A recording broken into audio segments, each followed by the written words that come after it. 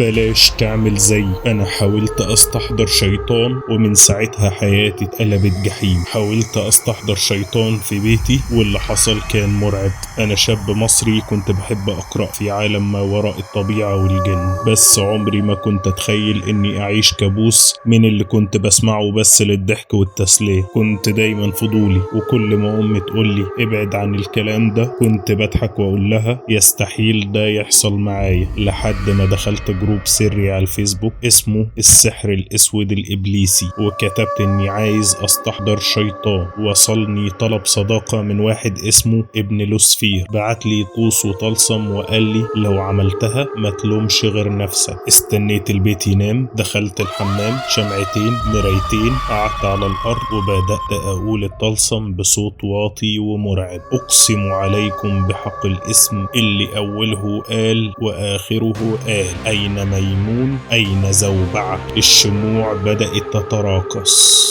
وبعدين فجأة ظهر كائن نصه انسان ونصه حيوان طالع من المراية وقال لي بصوت مش بشري، عايز ايه يا آدمي؟ انا اتشليت، معرفتش حتى اتكلم، ووشه بقى مليان غضب وفجأة اختفى. رحت جري على اوضتي، حاولت انام لكن حلمت اني ماشي في جنة، وفجأة اتحولت لجحيم، نار حواليا والكائن ده طالع منها وضربني بعصاية مولعة. صحيت مفزوع ولقيت اثر حرق على دراعي. من بعدها الكوابيس ما بطلتش. الكائن ده بقى بيظهر لي عند سريري كل ليلة، واكتر حاجة مرعبة اخويا وامي كمان بدأوا يشوفوه في احلامهم. جبنا شيخ يقرأ قرآن وقال ان في شيطان بيتسلط على البيت بسبب تحضير او اذى، بس انا معرفش اقول الحقيقة. من يومها الظهور قل شوية، بس الكائن ده لسه بيطاردني في احلام ولسه حاسس بيه حوالي. تحذير ودعوة للتفاعل، لو فكرت يوم تستدعي الجن افتكر حكايتي دي، اللعب بالنار عمره ما كان هزار.